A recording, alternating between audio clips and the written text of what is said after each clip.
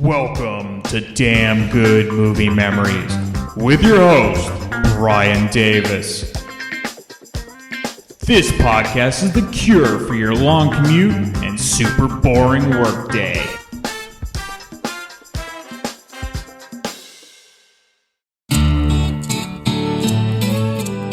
The other kids make fun of him because of how young he looks. Nobody includes him. They call him the narc behind his back.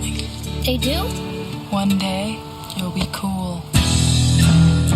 So you're the kid who's been sending me those articles from the school newspaper. What, do you like the star of your school? They hate me. This is Rolling Stone magazine. We got a couple copies of your stories. I think you should be ready for us. We can only pay, let me see, $700. All right, $1,000.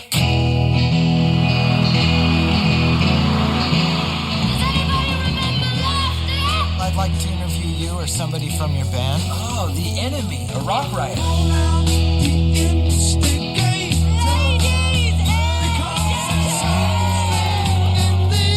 How old are you? 17. Me too. Actually, I'm 16. Me too. Isn't it funny? The truth just sounds different. I'm 15. If you're going to be a true journalist, you cannot make friends with a rock star. They're going to fly you places for free. You're going to meet girls. Oh, God, it's going to get ugly. I'm telling secrets to the one guy you don't tell secrets to. I know what's going on. Your mom called! I have family members with severe anxiety problems. Hey, you want to go to a party with some good people looking to have a good time? Don't take drugs! Your mom kind of freaked me out. It's Bowie! Rock stars have kidnapped my son. I am a golden god!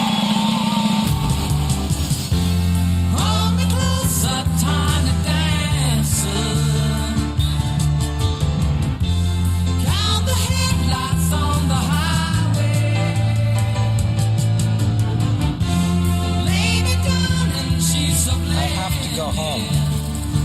You are home. Oh, man. You made friends with them. Well, it was fun. Because they make you feel cool. And hey, I met you. You are not cool. Hey there, it's Brian Davis, and for this week's episode, we're going to cover the movie Almost Famous from the year 2000. The studio was Columbia Pictures. Release date was September 22nd, 2000. The running time, 122 minutes. That was the original theatrical version, and the rating was R. The budget was $60 million, and the box office only took back in $32.5 million, making it the 80th ranked movie of the year 2000. That was domestic gross. It did make an extra $15 million internationally. Now, I always thought the film did much better at the box office because many people in my circle saw it, and they loved it. But I really think video and cable and word of mouth helped keep the film alive, and it's kind of got a cult status now. Roger Ebert at the time, well, he loved it. He gave it 4 out of 4 stars. Here's his review. Oh, what a lovely film. I was almost hugging myself while I watched it. Almost Famous is funny and touching in so many different ways. It's the story of a 15-year-old kid, smart and terrifyingly earnest, who through luck and pluck gets assigned by Rolling Stone magazine to do a profile of a rising rock band. It's as if Huckleberry Finn came back to life in the 1970s, and instead of taking a raft down the Mississippi, he got on a bus with the band. The character and the story are based on the life of Cameron Crowe, the film's writer and director, who indeed was a teenage Rolling Stone writer, and who knows how lucky he was. Crowe grew up to write and direct Say Anything in 1989, one of the best movies ever made about teenagers. In this movie, he surpasses himself. The movie is not just about William Miller, the teen writer. It's about time and the band in the early 1970s when idealism collided with commerce. William's other angle, besides his new friend Penny Lane, is the legendary rock critic Lester Bangs, played by Phillip Seymour Hoffman, then the editor of Cream magazine. Lester Bangs was a real person, and so are Ben Fong Torres and Jan Winter of Rolling Stone, played by look-alike actors. The movie's sense of time and place is so acute, it's possible to believe Stillwater was a real band. Almost Famous is about the world of rock, but it's not a rock film. It's a coming-of-age film about an idealistic kid who sees the real world, witnesses its cruelties and heartbreaks, and yet finds much room for hope. The Penny Lane character is written with a particular delicacy, as she tries to justify her existence and explain her values, in a milieu that seems to have none. What thrums beneath Almost Famous is Cameron Crowe's gratitude. His William Miller is not an alienated bore, but a kid who had good fortune to have a wonderful mother and a great sister, to meet the right rock star in Russell Hammond. There would have been wrong ones, and to have the kind of love for Penny Lane that will arm him for the future and give him deeper understanding of the mysteries of women. Looking at William earnestly grasping his tape recorder, trying to get an interview, desperately going to Bangs for advice, terrified as Ben Fong Torres rails about deadlines, crushed when it looks as if his story will be rejected, we know we're looking at a kid who has the right stuff and will go far. Someday he might even direct a movie like Almost Famous. And as a side note, why did they give an R rating to a movie perfect for teenagers? And that was the end of Ebert's review.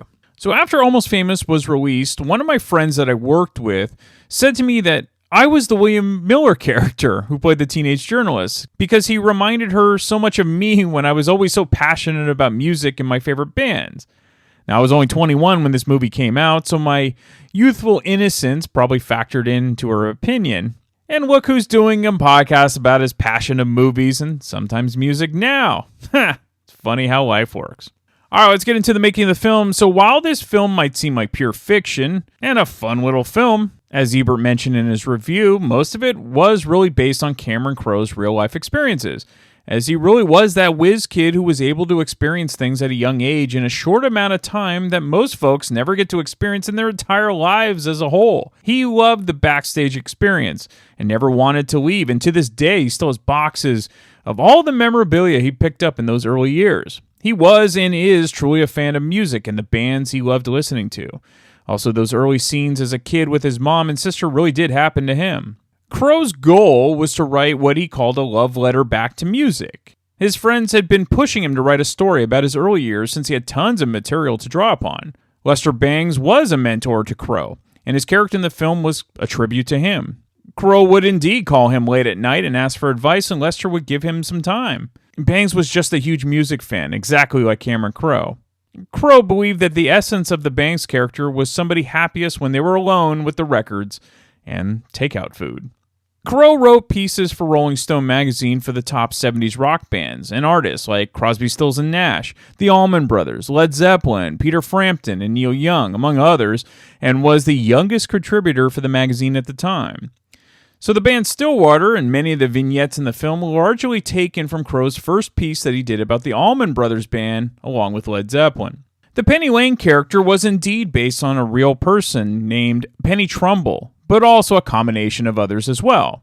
And Crowe called up Penny Trumbull just to let her know what he was doing and said that she was as charismatic as ever.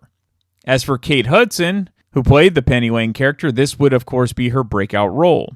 She had appeared in 3 movies prior, but playing Penny Lane turned her into a star. She was initially cast in this film in a much smaller role as Anita. That eventually went to Zooey Deschanel, playing the sister of William. Cameron Crowe said that Kate Hudson really got the bigger role of Penny because she stuck with the film, and she didn't mind having the initial smaller role of Anita, and eventually she just really earned the chance for Penny. And obviously, she knocked it out of the park. Ironically, Kate Hudson's real life sort of mirrored her character in a way, because soon she married the frontman of the Black Crowes, Chris Robinson, and went on tour with him. Not to be outdone, the mother character that Frances McDormand plays is absolutely based on Cameron Crowe's real mother, Alice.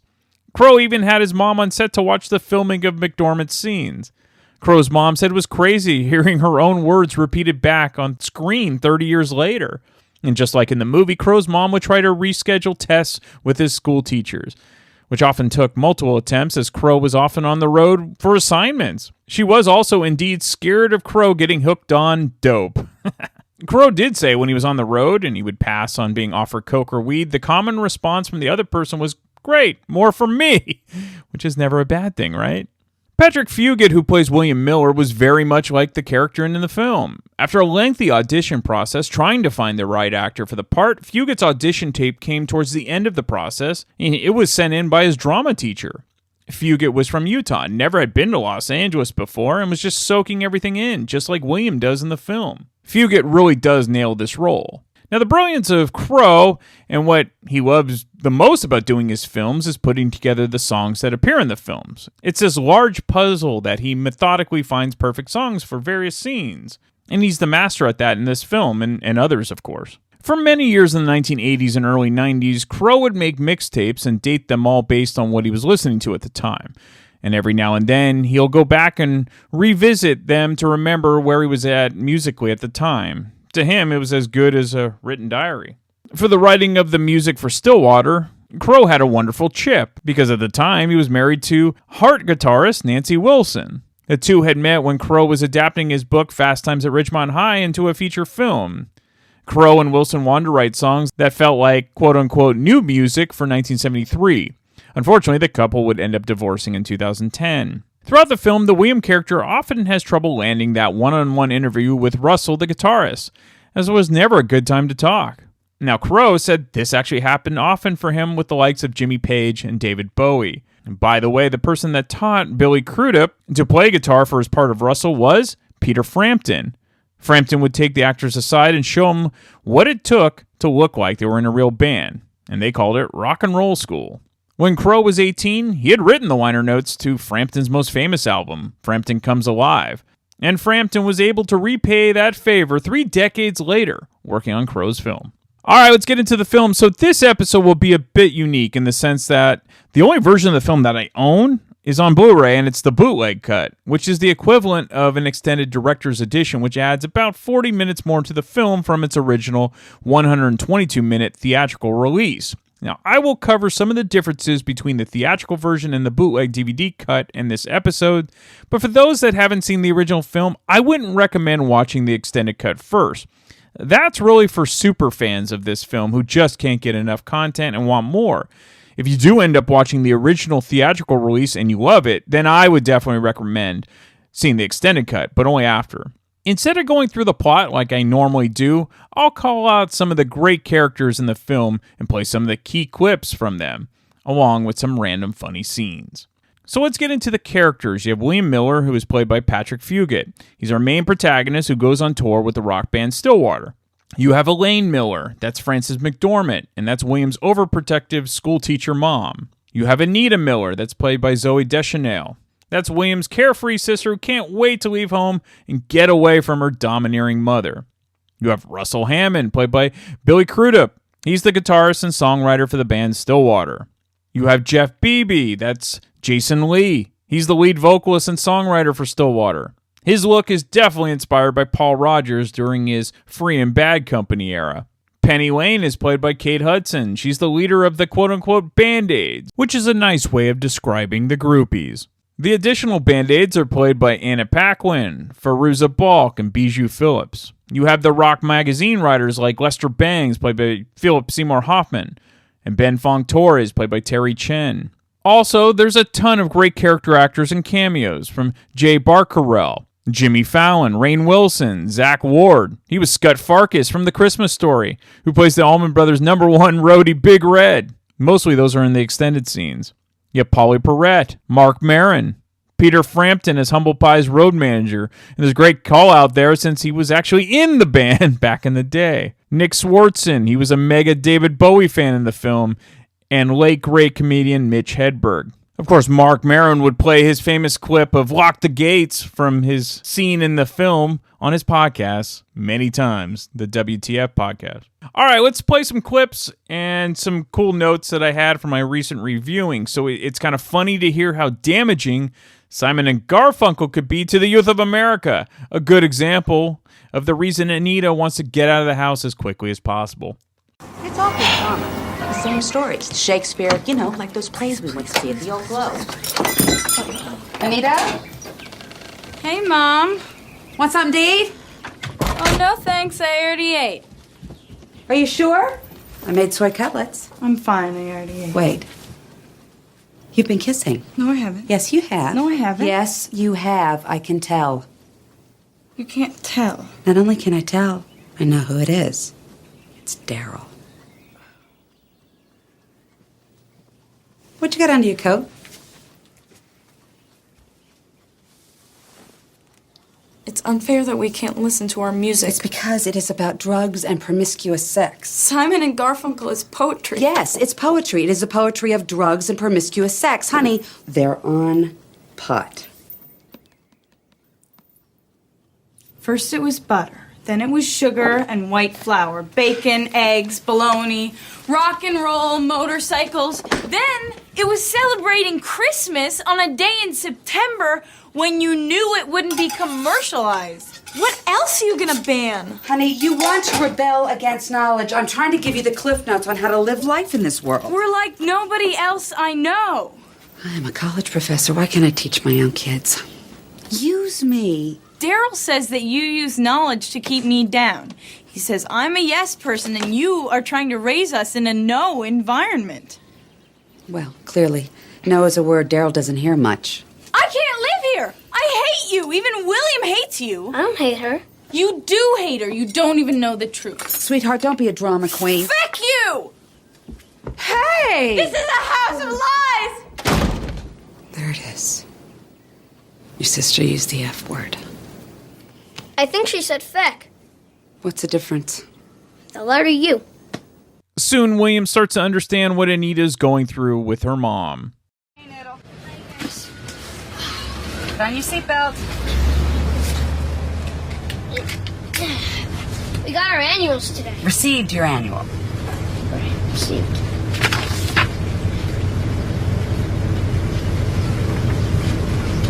I look so much younger than everyone else. Enjoy it while you can. Mom, it's time. Can this wait till we get home? Mom, pull over. Tell him the truth. Tell him how old he is.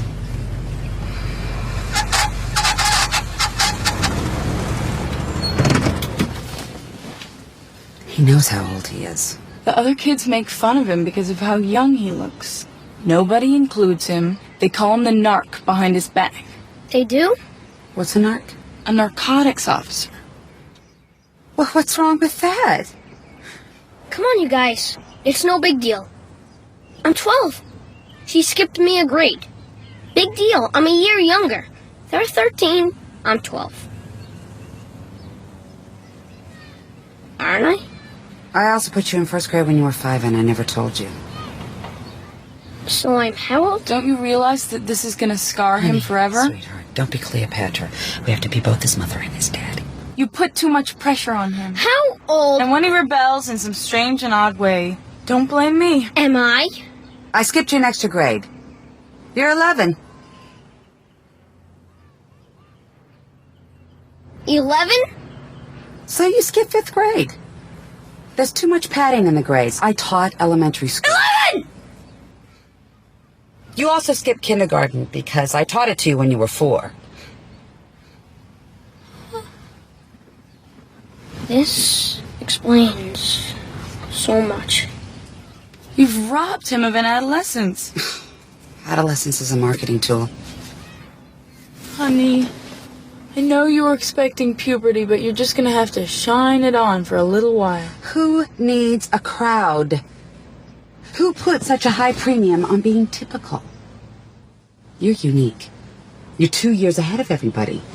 Take those extra years and do what you want. Go to Europe for a year. Take a look around. See what you like.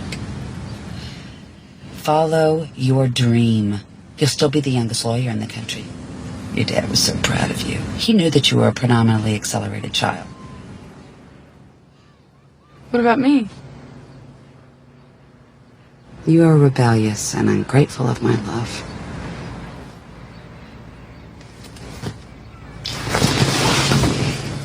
Well, somebody's gotta be normal around here. 11. Now, everyone in the cast is fabulous, but you really couldn't have found a better person to play Elaine than Frances McDormand. One of my favorite scenes in the film is early on when Anita leaves home and tells William the present that she left him, which is a collection of her record albums. Cameron Crowe perfectly encapsulated how most kids back in the day, before the internet and easy streaming devices, discovered music. It was through record collections and the radio. Seeing the young William flip through classic albums from the Beach Boys, the Rolling Stones, Led Zeppelin, Neil Young, Crosby, Stills and Nash, Jimi Hendrix, Cream, Joni Mitchell, Bob Dylan, and The Who showed the power of what albums used to be. The process of analyzing the album artwork before even listening to one note was a powerful thing.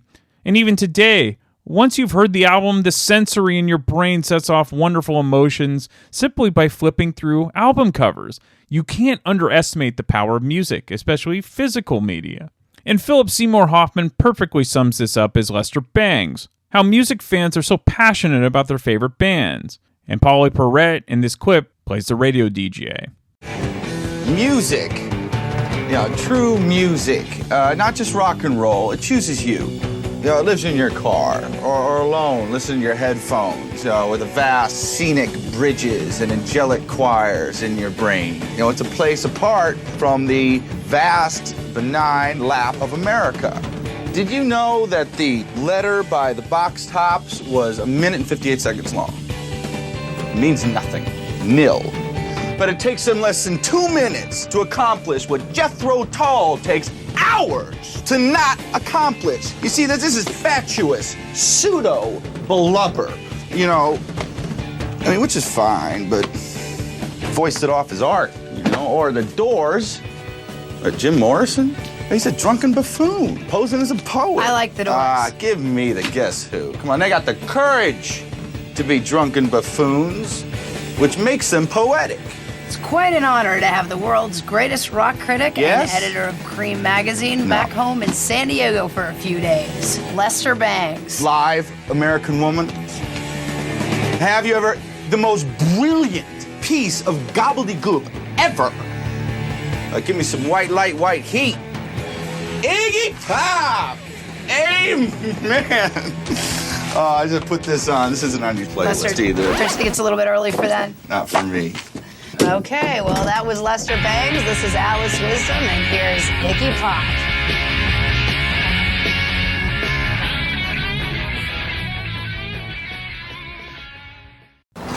Because once you go to LA, you're gonna have friends like crazy, but they're gonna be fake friends.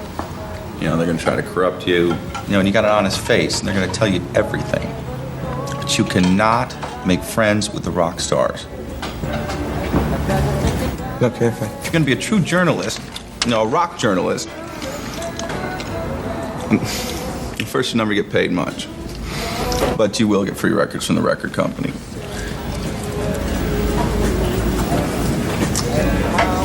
There's fucking nothing about you that is controversial, man. God, it's gonna get ugly, man. They're gonna buy you drinks. You're gonna meet girls.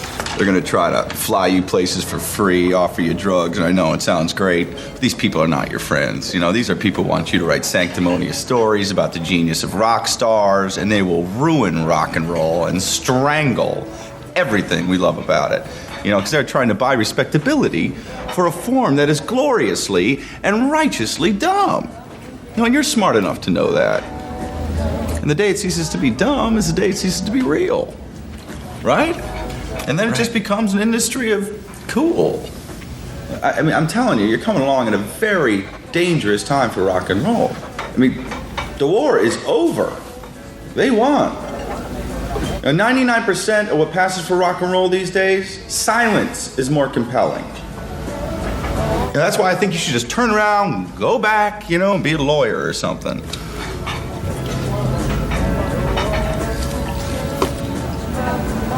I can tell from your face that you won't. I can give you $35. Give me 1,000 words on Black Sabbath. An assignment? Yeah.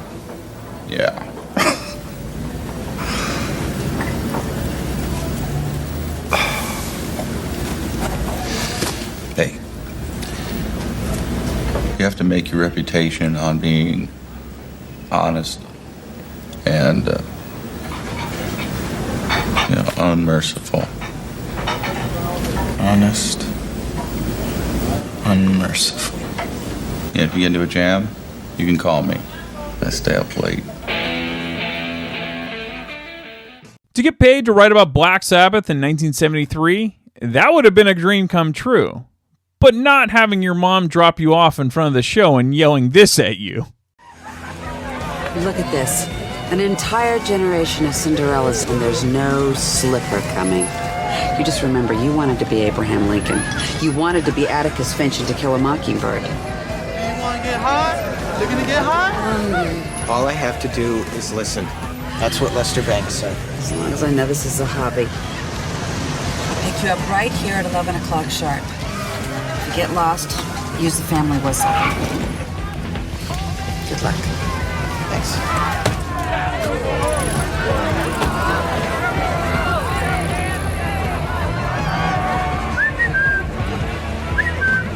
Don't take drugs!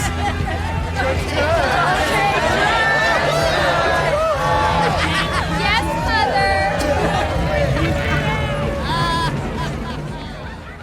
So this Sabbath show has Stillwater opening for them, and it's also where William meets the Band-Aids led by Penny Lane. I'm with myself. No, who are you with? What band? Oh, I'm here to interview Black Sabbath. I'm a journalist. I'm not a, You're not a what?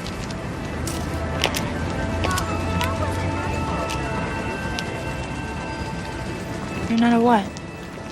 not a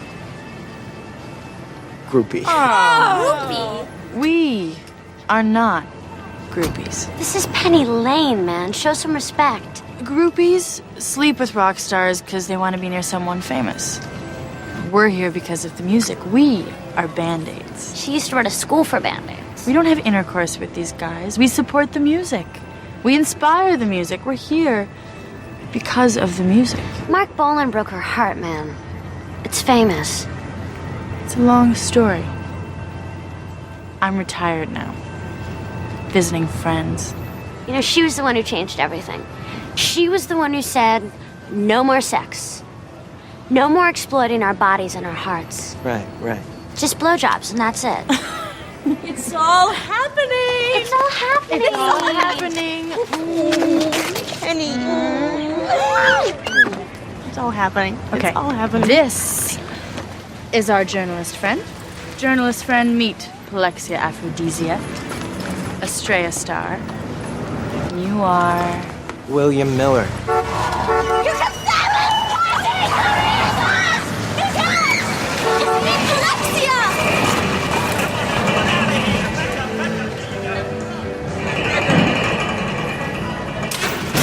I think I saw Sapphire in that. Does anybody remember laughter? Sapphire? Come on! Casas girls, come and get him! Oh no, not this one. Who brought Opie? Oh, he's with Top us. of the round. Don't go anywhere, Opie. I'll take care of this. If I can.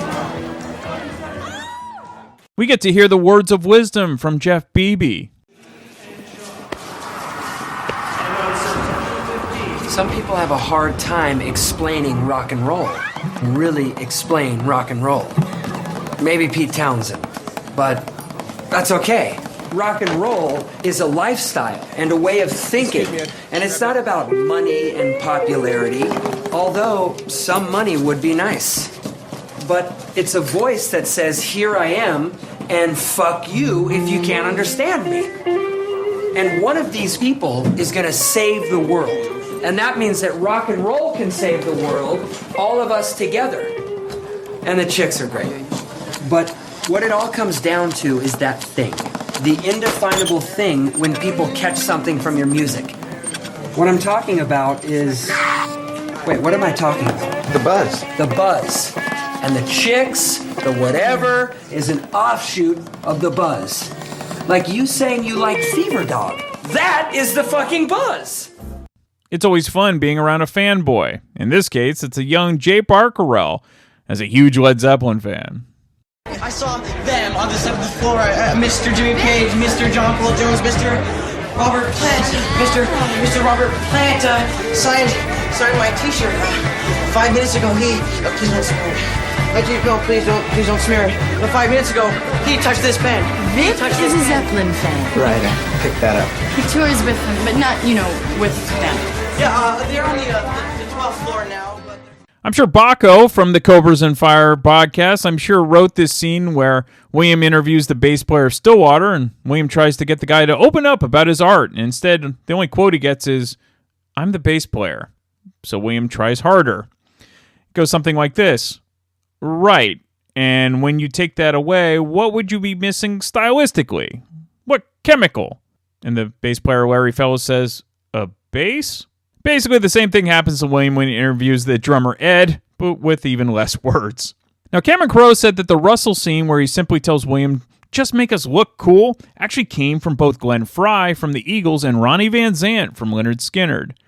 And when it comes to band t-shirts, it better be cool, and if it isn't, and only the guitar player appears while the rest of the band is blurred out, you might have a problem at another band meeting. Yeah, okay. Because I can see by your face you want to get into it. How can you tell? I'm just one of the out-of-focus guys. Here. Take it. Let's take a good look at it, all right? See, you love this t-shirt. It lets you say everything you want to say. Well, it speaks pretty loudly to me. It's a t-shirt. Do you give a shit about a t-shirt? I'm just hungry, man. Let's just go out and find some barbecue or something. Look, I'm always going to tell you the truth. Are you doing coke again? Oh, yeah, all the time. This is big stuff, man. From the very beginning, we said I'm the front man and you're the guitarist with Mystique. That's the dynamic we agreed on. Page, Plant, Mick, Keith, Blackmore, Gillan. But somehow it's all turning around. We have got to control what's happening. There's a responsibility here. Excuse me, but didn't we all get into this to avoid responsibility? I can't say any more with the writer here. No. You can trust him. Say what you want. He won't write it. Look, I work as hard or harder than anybody on that stage. You know what I do? I connect. I get people off. I look for the one guy who isn't getting off, and I make him get off. Actually, that you can print. And yet, why do I always end up feeling like I'm a joke to you? Look, you want to pretend this isn't going to be a very big band? Well, it is! You call yourself a leader of this band, but your direction allowed this t-shirt when you allowed Dick to manage us, 'cause he's your friend. Don't you see, man? The t-shirt is everything. All right, is it my turn now? Because I think we should, for once, say what we really mean. Oh, this is the part where you quit. Right, I'm so predictable. Deal with it. And let me just say what nobody else wants to say to you. Your looks have become a problem. It's also hilarious when Russell wants things to be real, when, of course, he lives a fantasy life. Being a rock star is not reality, but Russell still wants to find the quote-unquote real. And this leads to hanging out with fans in Topeka, Kansas at their house and eventually jumping into a pool from a rooftop after ingesting tons of chemicals, because that's, real. From here on out, I'm only interested in what is real. Real people, real feelings. That's it. That's all I'm interested in from here on out. You're real. Thanks. You know all about us, and I don't know shit about you. Tell me, what's your family like? My dad died of a heart attack. And my sister believes that my mom is so intense that she had to escape our family. And they can't seem to find a way to get through it. I mean, they don't even speak to each other anymore. Plus, she gave me all her albums, and now she's a stewardess. It's good to talk about. Really good. But here I am, telling secrets to the one guy you're not supposed to tell your secrets to. Aha. You're Russell from Stillwater. Well, yeah, on my better days, I'm Russell from Stillwater. Hey, you want to go to a party with me at my friend Aaron's house? I know you're a big rock star and all, but do you want to hang with some good people looking to have a good time? Come on, man. We're just real Topeka people, man. It's all.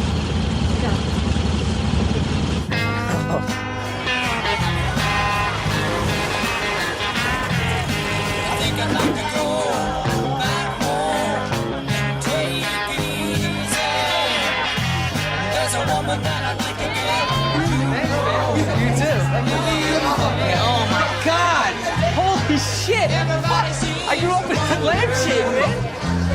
love this kitchen. I fucking love this kitchen. How you doing?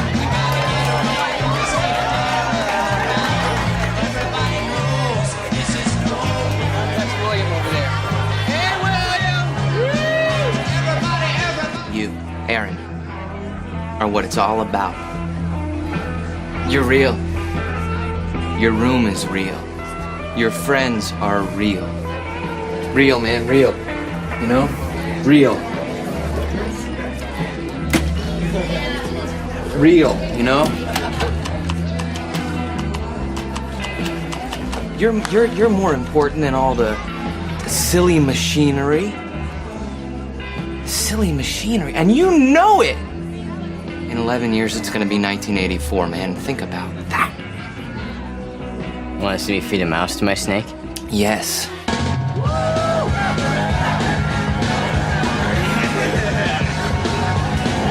Russell, we should probably get back with the others. Oh, it's over, Daddy. Hey, there's acid in the beer that's in the red cups. That's come on. Check it out, please. Don't give him any more acid. Thank you. Dick, I got him. He's okay. He is on acid, though. I can't really tell. How do you know when it's kicked in? I am a golden god! I am a golden god! Hey, Russell, don't jump. And you can tell Rolling Stone magazine that my last words were...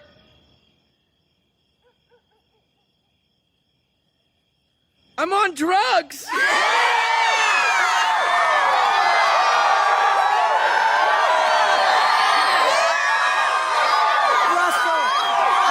We should work on those last words. Okay. Oh, I got it. This is better. Last words. I dig music. I'm on drugs! Look, just come on down and we'll go back to the hotel. Okay. Jump!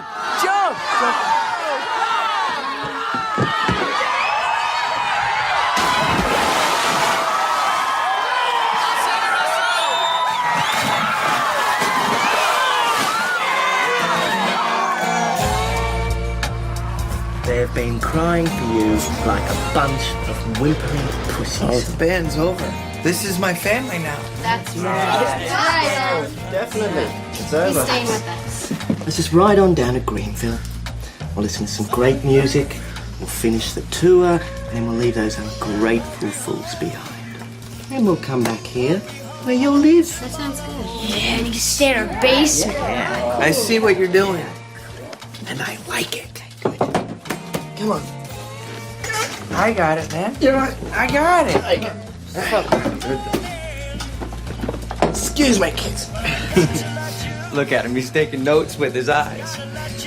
How do we know you're not a cop? Huh? The enemy? Easy. Stop fucking looking at me! Easy. Don't worry, he only means half what he says. Which you have. Cameron Crowe said that the moment where Russell gets a bit dark with William is a nod to when Greg Allman did a similar thing in tone to Crowe when he was on the road with the band. And it was Dwayne Allman who jumped into the swimming pool from a motel rooftop in San Francisco. Also, the Golden God line, that actually came from Robert Plant, as he shouted that at Sunset Boulevard when Crowe was writing about Zeppelin at the time. And while it might seem cliche now, the use of Elton John's Tiny Dancer on the bus after Russell and Jeff get into a fight is really movie magic, and it shows the power of music. A great song, even just a good one sometimes, can pick up the mood, and Cameron Crowe perfectly captures this. It's what Wayne's World did with Bohemian Rhapsody and Queen almost 10 years prior. Now, having your virginity taken by 3 groupies might be setting the bar pretty high for the rest of your life. So William better end up marrying Nancy Wilson or something. Now, I love this scene where Elaine finally talks to Russell on the phone, and she's the first person to put him in his place, like only she can. No. I'll only miss one test. I'll be back for graduation. Tell her you're a slave to the groove. You can't help it. Give it to me. Russell. No. Russell. Hey, Mom, it's Russell Hammond. I play guitar in Stillwater. Hey, how does it feel to be the mother of the greatest rock journalist we've met? Ow! Hello? Hello? Look, you got a great kid here. There's nothing to worry about. We're taking good care of him, and you should come to the show sometime. Join the circus. Listen to me, mister. Your charm doesn't work on me. I'm on to you. Oh, of course you like him. Well, yeah. He worships you people. And that's fine by you as long as he helps make you rich. Rich? I don't think so. Listen to me. He's a smart, good-hearted, 15-year-old kid with infinite potential. This is not some apron-wearing mother you're speaking to. I know all about your Valhalla decadence, and I shouldn't have let him go. He's not ready for your world of compromised values and diminished brain cells that you throw away like confetti. Am I speaking to you clearly? Yes, ma'am. If you break his spirit, harm him in any way, keep him from his chosen profession, which is law, something you may not value, but I do, you will meet the voice at the other end of this telephone, and it will not be pretty. Do we understand each other? Yes, ma'am. I didn't ask for this role, but I'll play it.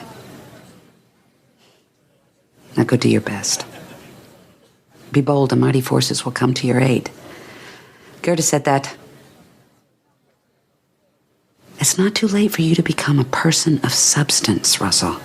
Please get my son home safely. You know, I'm glad we spoke.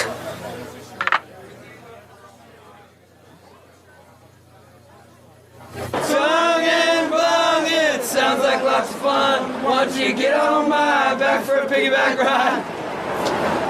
Get on my back for a piggyback ride.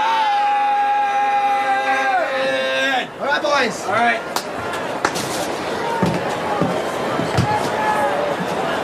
Your mom kind of freaked me out. She means well. Jimmy Fallon plays Stillwater's new band manager, Dennis Hope, which is actually based on the real-life manager, Irving Azoff. Hi. Hi. Hey, we've already got a manager, man. He's been with us from the beginning. Respectfully, we all have our roots. I believe in bands holding on to their roots. Those roots need to be augmented.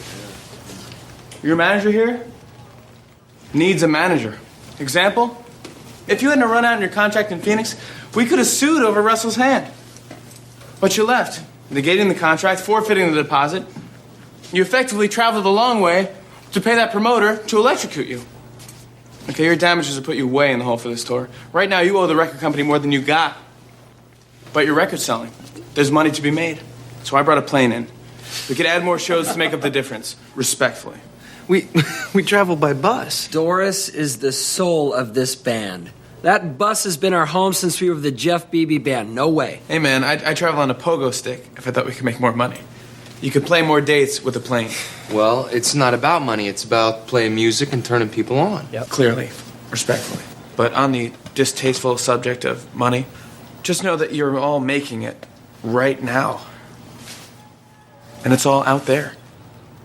But why should we pay you for something we can do ourselves? Do you know how to keep from getting charged for the ice below the floorboards at Chicago Stadium? Do you know how to do a headlining tour? Do you know Claire Rothman at the LA Forum? Do you know Bobby Cowan, Danny Marcus, Lisa Robinson? Do you know Frank Barcelona? Where is he? Do you know how to get a record not pressed, but played? I didn't invent the rainy day, man. I just own the best umbrella. And as much as you may believe that this is going to last forever, it does not. You got to take what you can, when you can, while you can, and you got to do it now. That's what the big boys do. If you think Mick Jagger will still be out there trying to be a rock star at age 50, you're sadly mistaken. Yes, well, thank you, Dennis. We'll think about what you said. It's a good show. It's like an anecdote I heard about having different CEOs for a company. There are different phases in the life of a company, and the CEO that you started with will likely not be the CEO the company needs at critical points throughout its history. This is why long-lasting companies never keep the same leaders. Same to be said with sports coaches and, of course, band managers. Dick was good for Stillwater in the beginning, but they are at the tip of becoming much bigger, and a manager like Dennis can actually take them to the next level. It might be sad for Dick, but it's actually true for Stillwater. And this is another reason why this film is very well done. It does have those nuances. Now, if you ever thought that ODing on drugs is glamorous and then having your stomach pumped is awesome, I think this movie does a great job showing that side of life in one scene. I would also name myself Penny Lane if my real name was Lady Goodman. And if you think it's a good idea to share all of your deep, dark secrets because you think a plane might crash, well, you might want to think twice. The right dick? Just rapping, Bob Dylan, at a fucking table. I was looking for you. I was going to introduce you. What happened to you last night? It's a long story.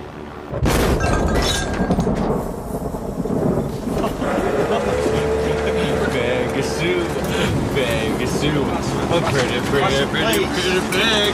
this is Craig, your pilot. It appears we've caught the edge of that electrical storm we were trying to down. So Electrical storm?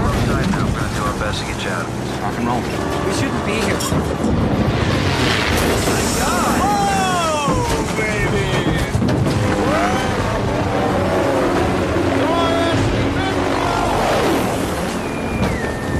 All right, listen, we're going to try and land in Tupelo.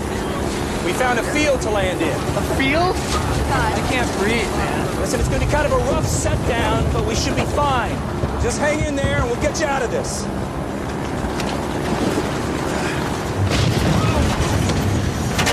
And everyone says it's so glamorous out here. You just told us we're gonna die. We're gonna die. We'll be done.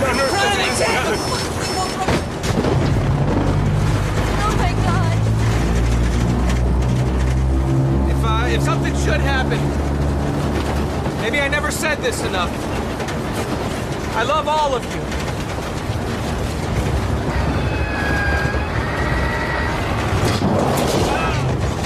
I once hit a man in Dearborn, Michigan. A hit and run. I hit him, just kept on going. I don't know if he's alive or dead, but I'm sorry. Not a day goes by that I don't see his face. Oh my God! I love you all too. You're like family to me.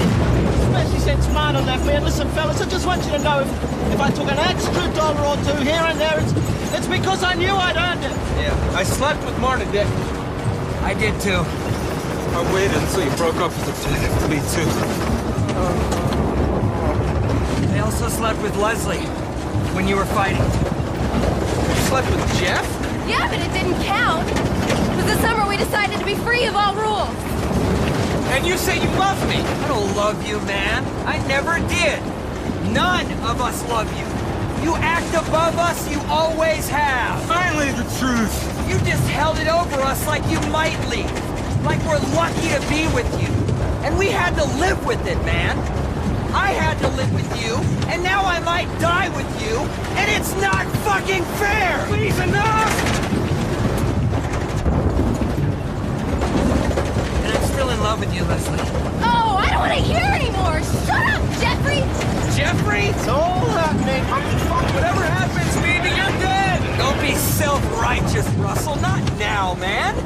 You were sleeping with Penny, that fucking groupie, last summer up until yesterday. Why didn't you tell Leslie that? Shut up! I quit! I'm gonna kill you! I quit! That groupie? She was a Band-Aid. All she did was love your band. And you all used her. All of you. You used her and threw her away. She almost died last night while you were with Bob Dylan. You guys are always talking about the fans, the fans, the fans. She was your biggest fan. And you threw her away. And if you can't see that, that's your biggest problem. And I love her. I love her.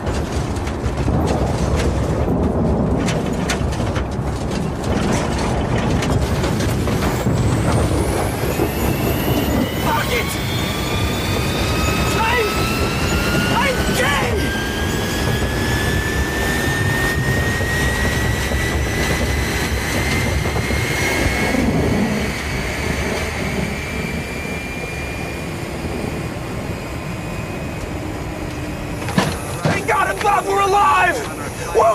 gonna make it!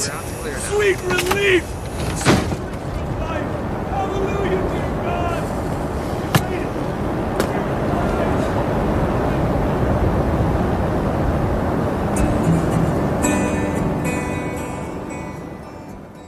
Cameron Crowe actually had two scary plane trips similar to the last scene. One was in 1973 while on tour with The Who. The Who actually were not on the plane at the time. The other was with Hart in the 1980s when he was married to Nancy Wilson. Crowe also interviewed Alan Collins and Gary Rossington from Lynyrd Skynyrd about their experiences during the fateful crash that killed half the band in 1977. It's also said that the "I'm sleeping with your wife" quote, that experience actually likely came from the Alice Cooper band and their experience with major flight turbulence in the 1970s. And again, the sage Lester Bangs gives William the advice he needs to hear. Oh, man. You made friends with them. See, friendship is the booze they feed you. Is they want you to get drunk and feeling like you belong. Well, it was fun. Because they make you feel cool. And hey, I met you. You are not cool. I know. Even when I thought I was, I knew I wasn't. Right, because we are uncool. While women will always be a problem for guys like us, most of the great art in the world is about that very problem. Good-looking people, they got no spine. Their art never lasts. And they get the girls, but we're smarter. Yeah, I can really see that now. Yeah, because great art is about guilt and longing and, love disguises sex and sex disguises love. Hey, let's face it. You got a big head start. I'm glad you were home. I'm always home. I'm uncool. Me too. You're doing great. The only true currency in this bankrupt world is what you share with someone else when you're uncool. So my advice to you, and I know you think these guys are your friends, if you want to be a true friend to them, be honest and unmerciful. Because frankly, being cool has always been subjective. The ending of this movie is perfect and a nice gotcha moment. And I love the use of the song Tangerine from Led Zeppelin, which is one of my favorite ballads of theirs. All right, so let's talk a little bit about the extended bootleg cut edition, some of the extended version scenes. There's a few where Elaine stops in front of a shop window, which is being painted for the Christmas holiday, and she makes sure to point out that Christmas, or Xmas, is not a word in the English language. Since Williams is advanced in school, but younger than his classmates, he initially gets hazed while showering after gym class for not having pubic hair. He cracks a joke and gets nicknamed Pubes. Daryl, that's Anita's old boyfriend, visits William to let him know that Anita is actually a stewardess. There's an extended scene with Russell and Penny at the Los Angeles hotel near the ice machine. There's a really funny scene where the band is doing a radio interview with Quince Allen, played by Kyle Gass, who was all over the place and nodding off. This was actually inspired from an interview where a radio DJ did indeed fall asleep on the air while interviewing Neil Young, which left Young with an open mic live on the air.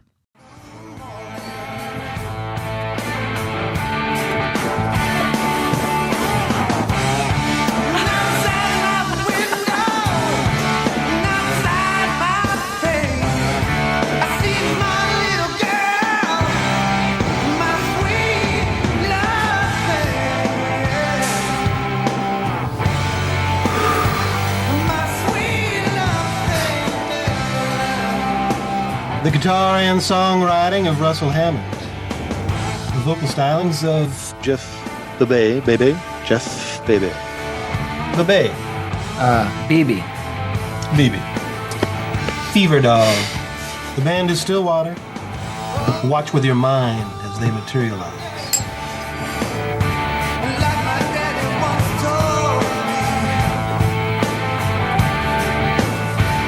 Look at the dogs wearing the funny hats, juggling just for you. Freaks and family. It's Quince with Stillwater here, live. It's the Night Circus. Every minute a baby is born somewhere. Life, death, hermetically sealed bags of human emotion, bags of love, Bags of kindness? How'd y'all get together?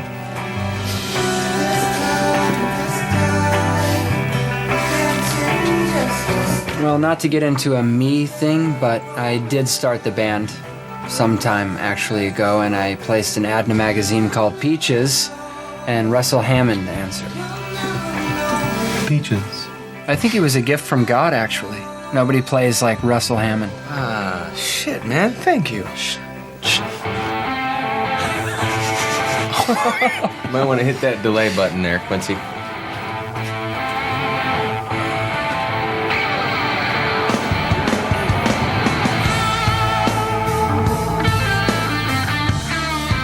Quince?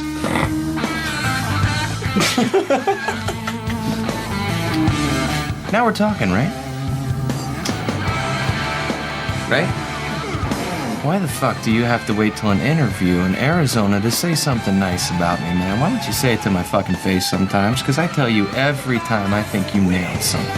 Everybody pays you compliments.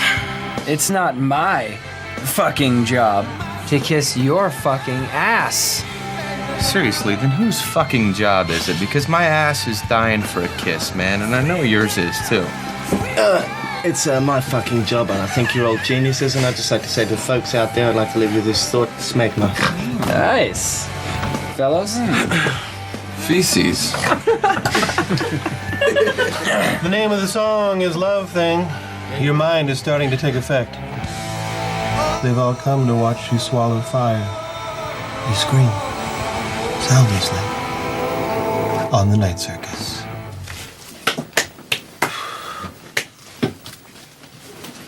I thought that went well. Yeah. Yeah, absolutely. There's an extended, hilarious fight between Dick Roswell and a concert promoter, that's Mark Maron, when Stillwater's show had to be cut short after Russell electrocuted himself. And again, Mark Maron uses the line, "Lock the gates," that he says in this particular scene for the intro of his WTF podcast, which is no longer. Let's go! Hey, you the manager of this band? Yes, that more. Come on, Yeah, Ted, well, you didn't get finish in. your full set, man. Listen, pal, your shoddy stage setup almost killed my guitarist. Yeah, well, you trashed my fucking dressing room, and you didn't do your 25 You know, minutes. fuck is my band's safety ever. Well, fuck you, man. I'm gonna report you to every promoter in this country. I'm gonna talk to what? What is that? What is that? What are you, Bruce Lee? Lock the gates! Go through the fucking This gate. your last fucking tour, man. Lock the gates on these fuckheads! There's a longer scene with William interviewing Jeff on the bus, and Jeff rambles about his brain. This is actually based on a Keith Richards interview, along with Crowe doing a little commentary on the grunge bands that seemed a little too self-absorbed about being anti-fame, when in actuality, they were really craving it. All right, some fun facts. So the film was nominated for 4 Oscars and won 1. Best Original Screenplay for Cameron Crowe. The film lost Best Supporting Actress for both Kate Hudson and Frances McDormand. They lost to Marcia Gay Harden for Pollock. Almost Famous also lost Best Film Editing to Traffic. If you didn't know, there was actually a band called Stillwater in the 70s, though the band depicted in the film is not really them. The old band agreed to use their name after reading the script for a non-disclosed fee. So that poker scene where Russell gives up Penny for $50 and a case of beer in a poker game, it's actually based on how the Eagles played poker. Crowe got that story from Glenn Fry. That airport scene where William runs into Anita at the airport was based on a true story with Cameron Crowe and his own sister. She was a stewardess at the time and was at the San Francisco airport, and Cameron was completely fried after being on tour with the Allman Brothers, and his sister made sure he got home okay and reunited with their mom. When Cameron Crowe's mother appeared on set for a cameo, Crowe made every effort to keep her away from Frances McDormand, who was playing the character based on her. He didn't want McDormand's interpretation of the part being swayed. When he left the set for a few minutes on the first day of shooting, he returned to find, of course, McDormand and his mother having lunch together. Phillip Seymour Hoffman's schedule only permitted him to be on set for 4 days because he had the flu the entire time. Brad Pitt was initially going to play Russell Hammond, but both Pitt and Crowe felt the part wasn't right, and Billy Crudup got the part, though Christian Bale had a shot at it as well. Sarah Polley, Uma Thurman, Christina Ricci, Claire Danes, and Kirsten Dunst were up for the role of Penny. Polly dropped out when Brett Pitt was recast. Jack Black and Jon Favreau auditioned for the parts of Lester Bangs. So Alice in Chains guitarist Jerry Cantrell was going to play the bass player in Stillwell, as he was friends with Crowe, and he had appeared with Alice in Chains in the movie Singles back in 1992. However, Cantrell was working on what would be his double album, Degradation Trip, and didn't have the time in his schedule to appear in the film, which is a bummer. I think it would have been fun playing that role. Now, most films have music budgets of less than $1.5 million, but this film featured over 50 songs, so the music budget was $3.5 million. All right, from the DVD, this is actually very cool, and for you music nerds out there, you might actually appreciate it. So these are actually Cameron Crowe's favorite albums from 1973 when this film was supposed to take place. You have the Allman Brothers and Sisters album, David Bowie, Aladdin Sane, Bruce Springsteen, Greetings from Asbury Park, Elton John, Honky Chateau. He understands, he knows it came out in 1972. Jackson Browne, Late for the Sky, Joni Mitchell, For the Roses, Led Zeppelin, Houses of the Holy, the Rolling Stones, Goat's Head Soup, one of my favorites, Todd Rundgren, Something, Anything, and The Who, Odds and Sods. Now, there are a lot of other great albums that were released in 1973 that I thought were left out. This would be my list, even though I do agree with, Honky Chateau. I think that's great. Houses of the Holy, sure. Goat's Head Soup, for sure. But I would have included Black Sabbath, Sabbath, Bloody Sabbath. How do you leave out Lynyrd Skynyrd to pronounce Lynyrd Skynyrd, which was their debut and basically like a greatest hits album? The debut Montrose album. The debut Aerosmith album. ZZ Top's Tres Hombres. Elton John's Goodbye Yellow Brick Road. He also released Don't Shoot Me, I'm Only the Piano Player the same year. Talk about a wealth of riches. You have the debut Queen album. The Alice Cooper Band's $1 Billion Babies. The Stooges' third and final album, Raw Power. You had Steely Dan, Countdown to Ecstasy, and lastly, Pink Floyd's Dark Side of the Moon. All right, now you might be wondering, why am I not really covering the music in this film? At least not really in depth. Well, because this is a crossover episode. So next, we're going to talk to the Growin Up Rock Podcast and my good buddies, Stephen Michael and Sonny Pooney, about this film. But then you're going to go over to the Growin Up Rock Podcast, and we're going to go through all the soundtrack and some of the songs in the film. We're going to talk about it there. So let's talk to the boys now, and then I'll be back next week.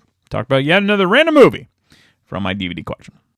All right, welcome back. Actually, we should probably call this episode Almost Friends, because that's what the guys at the Growin Up Rock Podcast are like. But as in our annual tradition, this is a crossover episode with my buddies from, again, the Growin Up Rock Podcast, Stephen Michael and Sonny Pooney. And we're going to specifically talk about the movie Almost Famous now. But when you're done listening to this episode, you're going to head over to the Growin Up Rock Podcast, and you're going to hear us discuss the entire soundtrack, track by track, and some of the songs that didn't make the soundtrack. So welcome back, guys. Hello. Thanks for having us. Absolutely. So, initially, what attracted you guys to this film? How did you hear about it? We'll start with Steven, but if you can go back and kind of think about it, what was the draw? Well, the draw is rock and roll. I love two things. I love the history of rock and roll, and I love the rock music. And even though the 70s were slightly before my time, I was alive in the 70s, but I wasn't necessarily delved into rock music at that point. So I have a big draw to that nostalgia. I love learning about it. So that was the draw for me. Okay. And you saw it in the theater? I did see this one in the theater, yeah. Nice. Okay. Sonny, how about you? How did this get on your radar? Yeah, I'm into musical. I don't really like documentaries that much. I can watch some of them. I'd rather have a film. And I get it that, you're getting it through the director's eyes instead of the real story, blah, blah, blah. That's okay. I'm okay with it being a little embellished to work out. But love movies about music. So that's one. And then, I was going to get in this business. I was trying really hard when I first started working, late 80s, early 90s. I was there. I was booking some gigs. I was managing some bands. I tried the band thing by myself. It didn't work out. But when I watch these kind of movies, I'm like, oh, man, did I dodge a bullet? I'd have been dead by 30 in some of these movies when you see what goes on. I'm like, wow, I got really lucky not having to do this. Well, you bring up a good point, because anyone that's listened to Damn Good Movie Members, I've talked to Steven about his life as a road manager. How did you survive it all? Steven, I know you were kind of, you were at a smaller level than, like, let's say this band in the film. But yeah, did you partake in all the craziness that was going on? Well, by the time I got into the business, the craziness, as you see in the 70s and then again in the 80s, was pretty much done. It wasn't like that when I was in it. It wasn't, you have to think back in the 70s, there was so much being discovered at that point. Rock music, that's one thing I really love about the music of the 70s is you have still like the singer-songwriter, the folk singer, but you're also starting to get these artists from rock and roll that are coming along, and it's going to take it to where rock goes in the 80s eventually. So there was a lot of discovery. You're coming out of the 60s and the summer of love and free love and all this other stuff. So there's a lot of stuff going on in the 70s also with the freshness of drugs being entered into it. Pot has been there a while, but cocaine was fairly new, probably getting introduced at that point. You had, Quaaludes and all this other stuff, which played a part into all this. So I think things were probably a lot crazier than when I was around in the 90s. By the time I came around in the 90s, there were still traces of that kind of stuff. Obviously, drug use and things like that were always prominent in that area, but nothing like free love. Well, what's interesting, and you think about all the grunge guys, they all pretty much, with the exception of Eddie Vedder, succumbed to drugs. So maybe it was just a different type of drug in the 90s compared to the 70s and 80s. I don't know. Were you guys a fan? I know Sonny is, because he was on for the Say Anything episode. So Sonny can answer this first. But were you a fan of Cameron Crowe's previous films in addition to Say Anything? And did you know going into Almost Famous that it was semi-autobiographical? Yeah, both of those are yes. Cameron Crowe, back in the video days, we used to call them B films, right? So he doesn't ever seem to make it like a big motion picture. I don't know if it's clarity. I don't know if it's the way he writes. I don't know if it's the quips. I'm not exactly sure. It might be the way he films. But it always feels a little bit independent, which I don't mind that, but it's not too independent to where it's like weird. Where Tarantino's probably one step closer to weird, Cameron Crowe doesn't quite get there. Yeah, and you bring up a good point. With the exception, I would say, of Jerry Maguire, which was the film before this one. He kind of took a 4-year hiatus, but that was by far his biggest hit compared to everything. Now, I would say Fast Times at Ridgemont High probably has the most, is probably the most beloved of all of them. But yeah, how about you, Stephen? Like, were you a big fan of Cameron Crowe? And did you know that this was about his life going into this film? Yes, on both accounts. I did enjoy Cameron's work up until this point, and I don't think I knew that he was. Well, he didn't direct Fast Times at Ridgemont High. He wrote it. He wrote it, right? He wrote the screenplay, yeah, and the original novel it's based on, yeah. Yeah, so I think that I didn't understand that at first, and of course, Fast Times is a huge movie of my youth.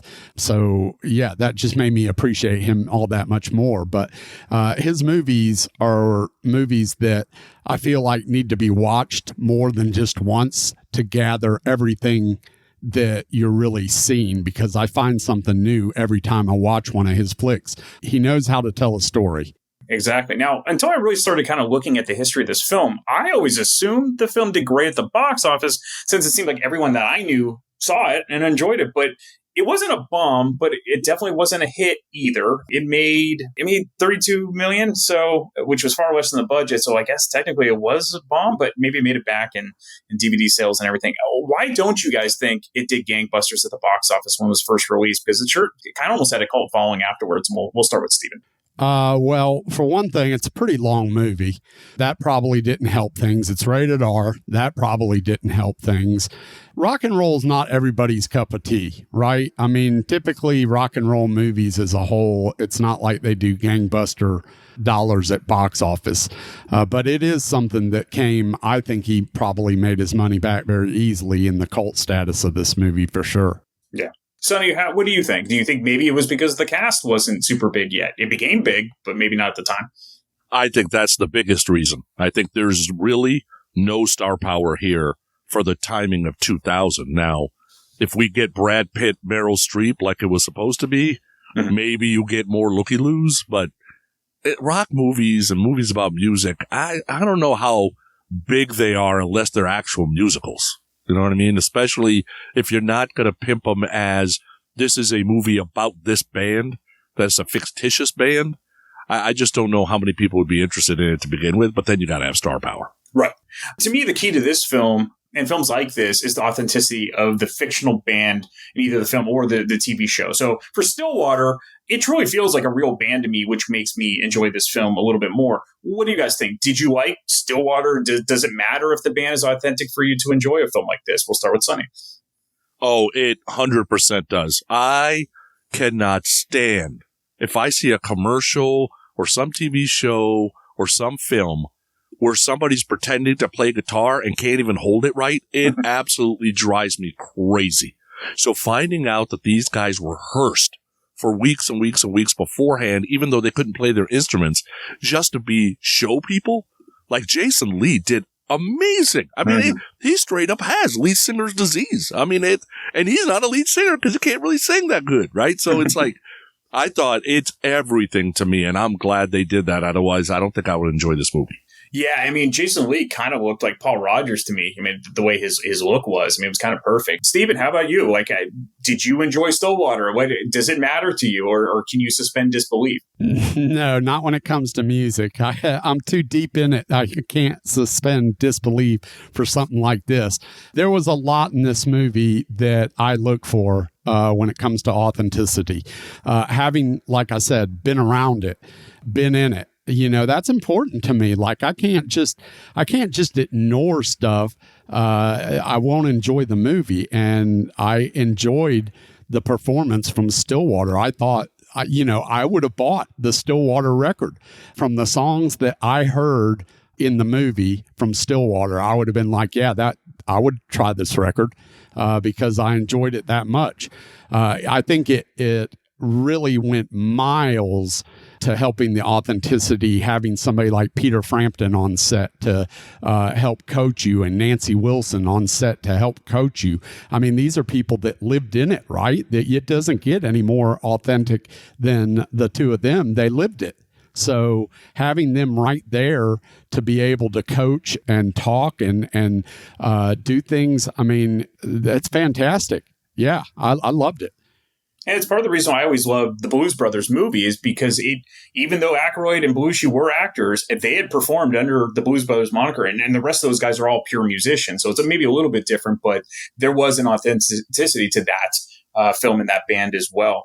Cameron Crowe said that Almost Famous was like his love letter back to music. So all three of us, here are huge music fans, and without music in our lives, I'm pretty sure it would be significantly different for all of us. What moments in this film really hit home when it comes to being a rabid music fan? We'll start with Steven. Man, there's so many things. The thing about it for me was a lot of it was music related, but a lot of it was nostalgia for me, going back to some of those moments where I sort of remember being in that situation where you're trying to get in the backstage door and you can't quite get on the list, and you're not in the backstage door, but you're supposed to be there, that kind of thing.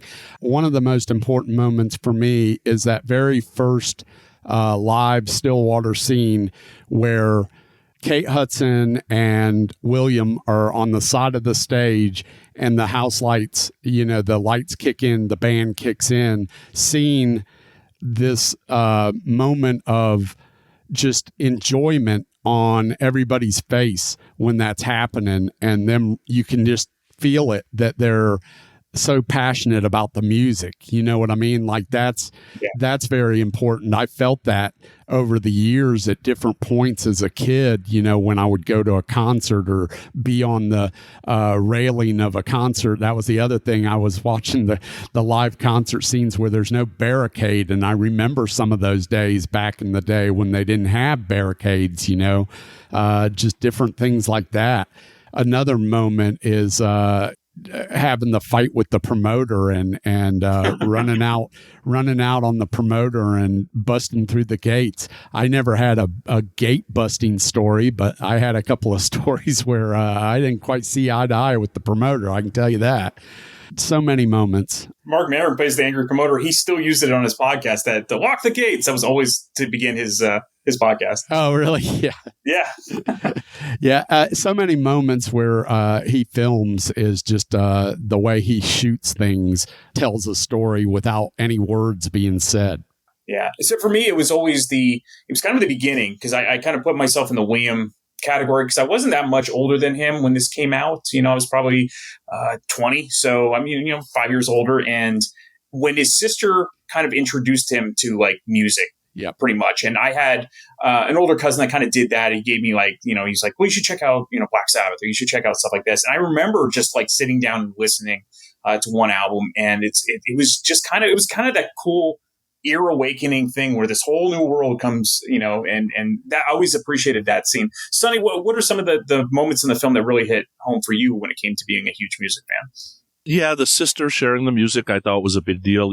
I'm the older one, so I'm the one that shared music with my brother. So that was definitely there. My parents didn't really understand the music we were listening to, but, understanding that there'd be parents out there worried about the drugs and sex and music, especially coming out of the 60s. Right. I thought hit home. I thought Lester being a mentor was great in the movie because it's cool that it was written that way, because it could have easily been written as Lester's the sleaze guy that takes credit for everything that's done.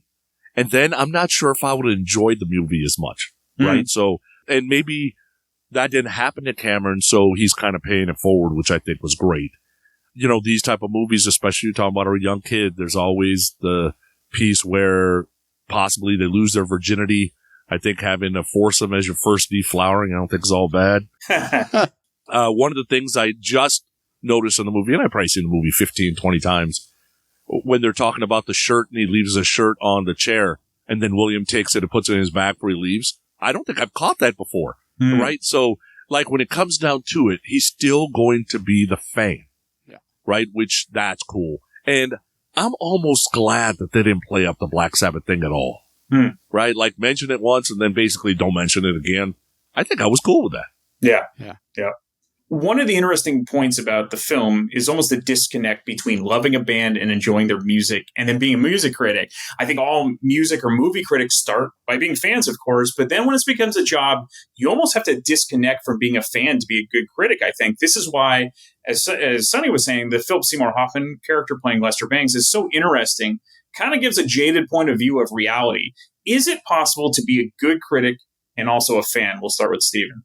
Well, isn't that what we do as podcasters? I mean, I don't know. I think we do anyway. Every time we sit down and we review an album in the album series, or we talk about a movie on Damn Good Movie Memories, at least for myself, I'm being honest for the most part. If you're interviewing somebody, that's when it becomes tough. I think it's easy to hide behind a keyboard or a microphone and go, yeah, this album's shit, right? But I think it's really tough when you're talking to somebody, whether it's on a phone or face to face, and you have to be honest. And I think that's really what they're talking about. At least Lester Bangs' character is talking about is what were the two things he said? You got to be honest and brutal. Is that what it was? Unmerciful. That's it. And so he's saying, look, you got to be true to yourself, be honest, but you also can't hold back and sugarcoat it. And that's something that I don't think I can do if I'm face to face with a musician, whether I like them or not, because I think, musicians, when they put stuff out, they're putting themselves out there. It's their art. You know what I mean? So I don't know. Well, it's similar to like what we do in a sense of we're putting out content. Whether or not someone likes it is kind of subjective. But I never have a problem if someone doesn't like what I do. What I do expect from them is give me a reason. Don't just say you don't like it or it sucks without explaining why. And if you have a valid reason, well, I'm not going to argue with that. I think too often people just say something sucks and they walk away, and that's the way it works. What do you think, Sonny? I mean, I'm sure you get all sorts of hate mail because of certain opinions you have on Growin Up Rock. Yeah, I'll get hate mail every once in a while that we don't love Poison. I don't know why somebody would be upset that I don't love Poison. I think the honest and unmerciful is necessary, just to be real, because you're not doing the person any favors if your favorite band or somebody that you really like is putting out something that's not that great. And if you're not willing to tell them, then nobody is. And I'll tell you, even though it's definitely at a way different level, one of my best friends in the world is Tony, and he's in this band Restrained. And so anytime he writes a riff or they put down a vocal, or they write lyrics. He sends me a text and sends me the stuff. He's been doing it since the band started. And we've been doing that together since the late 80s anyway.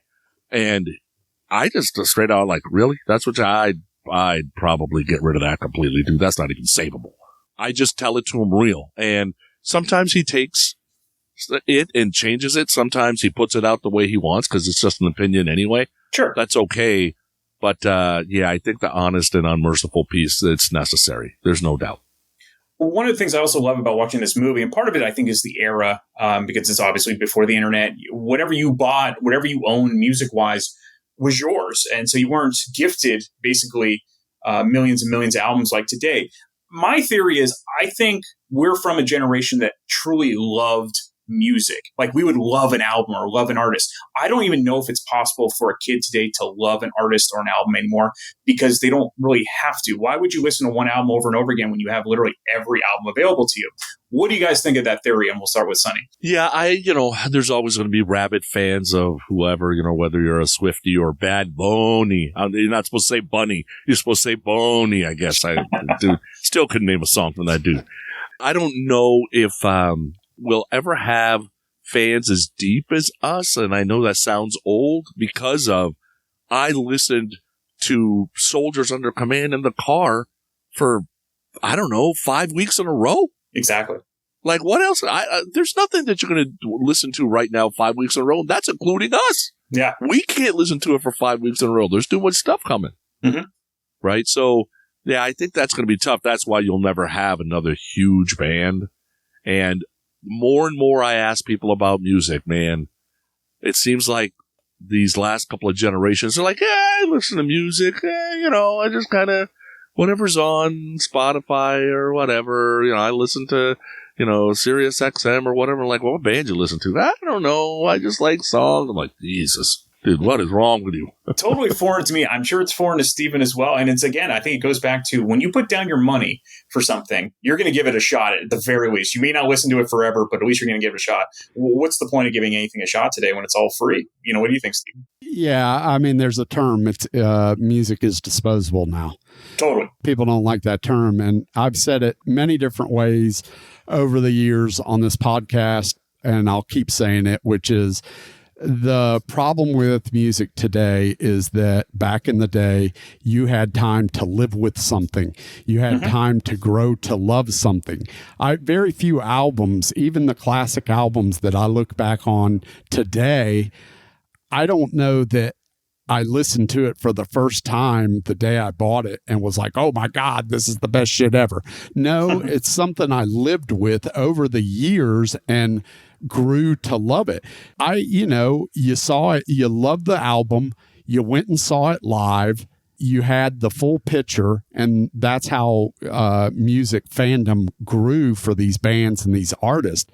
I think it exists today. I think that there's always going to be an artist that in some way connects through music to a person, right? You never know what a person is going through when they hear that. And I'll just use this as an example. When they hear that Taylor Swift song, or they hear that Beyonce song, or insert really popular artist here, they connect with them. One thing that I think is going to be different is that here we are at 60 talking about Kiss and Van Halen and these bands that we heard, for me and Sonny 40 years ago, sure. as opposed to, I don't think that these fans of Taylor Swift, Beyonce, whoever, is going to be a super fan 30 years from now. Right. Will they still have the music and still play that favorite Taylor Swift song or whatever it is? Yeah, probably, but it's going to be like what Sonny just said, which is, well, who are you listening to now? I don't know. I listen to Taylor Swift when it comes on Sirius XM, or you know what I mean? Whereas opposed to, we have this whole cult of fandom centered around hard rock, metal, blues, whatever, that music from the 70s and 80s that we grew up on all these years later, and it's still as popular, if not more popular, within this culture. You know what I mean? Totally. No, absolutely. Going back to the movie, I mean, besides the music and the engaging story, we kind of touched upon it. The cast is actually pretty perfect, even though they're relatively unknown at the time. So you have Patrick Fugit, who plays William, obviously Kate Hudson, Frances McDormand was probably the biggest name at the time, Jason Lee, Billy Crudup. I mean, it's really a great ensemble cast. Was anyone miscast in your opinion? Because each time I revisit the film, I kind of just see an embarrassment of riches acting wise, so I don't really see it. But I want to get your take. So, Sonny, we always like to talk about this. Was there anybody that you thought was miscast, or would you want someone else in there? I would tell you, having Billy be Russell Hammond, Billy has a charisma that really worked being a rock star. I love Brad Pitt. I'm not sure Brad would have done the same thing that Billy did. So I think Billy was perfect there. Meryl Streep, I think it had just been maybe more drama than fun. So I thought Frances did better there. Kate, on the other hand, there was talk about Sarah Polley. I don't think Sarah Polley's hot enough. But there was talk about Natalie Portman. That could have been interesting. Yeah, she was still young. Yeah. Yeah. So Kate, maybe Jack Black or John Favreau as Lester. No thanks. Dude, see, Hoffman did amazing. Yeah. There's no way those two. Jack would have just made it funnier, and I don't want it funnier. I want the mentor to be actually serious. Yeah, you want the tortured artist, and that's what Hoffman is. Yeah. All in all, I think the casting was dead on. The only two I might have changed would be Kate and then, like, Leslie Hammond, probably. Liz Stauber's not exactly super hot, so you kind of want the girlfriend/wife to be kind of hot, too, if possible. That's fair. To your point, if Tom Cruise plays Russell Hammond, you're just going to say, well, there's Maverick playing a rock star. Yeah. He's too recognizable. What do you think, Stephen? Was there anyone you would have liked to see? Anyone in the cast you didn't really care for? No, I'm with Sonny. It's just, it was so perfectly casted. And for me, going even deeper, even all the girls in the Band-Aids, like Fairuza Balk and those girls, man. Anna Paquin, so young, just really, really well casted. So many, you said it, Brian, embarrassment of riches with some of these actors. I heard Jack Black for the Lester Bangs part. I could kind of see it. I think Sonny's right. I think it would have been more funny than serious. I think I wouldn't have changed a thing because I think Phillip Hoffman is just he was such a brilliant actor. Yeah. Just a shame to lose somebody like him because he's done so many great parts and been so brilliant in everything that he's done. But yeah, it just really, really well casted. And I think that helped with the overall thing of it. Have you guys watched the bootleg cut DVD, which adds about 40 minutes to the film? I would say if you've never seen this film, don't watch that version first. Watch the theatrical, which is basically 2 hours. But I think if you're a big fan, it's really kind of a treat to watch it. So have you guys watched it? We'll start with Stephen. I don't think so. I don't recollect seeing that or seeing it available. So I'm going to say no. You're going to have to tell me what's extra in it. Well, you're going to have to listen to the beginning of this episode because I talk all about it. But there you go. Yeah. Perfect way to plug the episode as a whole. You got me, Brian. I'm in. How about you, Sonny? Did you watch the bootleg cut?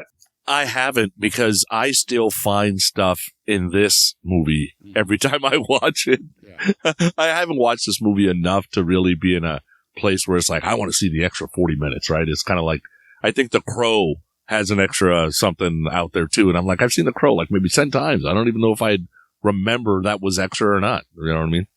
Yeah, it's a lot. Again, it's for super fans. So I think if you love this film and you want a little bit extra, it's great. I would say the most memorable one for me was it right in the beginning. So it's a young William. He's advanced in school, but he's obviously younger because he's advanced. And he gets hazed because he's showering in the gym, but he doesn't have any pubic hair yet. So he kind of cracks the jokes and he gets nicknamed Pubes by everyone. So it's actually really funny. Okay, so we'll kind of wrap up on this. Sonny, you're a master at finding things that maybe no one else had noticed. What did you notice from your last rewatching of the film? Oh, dude. So I'm watching this yesterday, and they're near the end of the film where William has written the article now, and Jason Lee's character is pissed off because, it made him sound like a dick, and Russell's just laying on the bench there, and he lightly says, well, you are a dick, right? And you barely hear it. You barely hear it if you're not watching for it, but it's definitely there. That's the other thing that I was thinking today. I'm like, I don't know if after I say I love you to some woman, watching her getting her stomach pumped, it kind of ruins the mood for me a little bit. It's the 70s, man. Come on. Yeah, I guess, you could say that was true. I have always loved it. I've heard it before, but just hearing the sister say I'm a yes person living in a no environment, I'm not sure I've ever heard that in any other movie or any other context. Right? So yeah, I still find things, because there's a lot of quips in this movie that if you don't kind of watch for it, like Cameron tried to make the mom funny in a couple of places. Yeah. That if you don't catch it, you kind of miss it, because it is a little bit of a love story.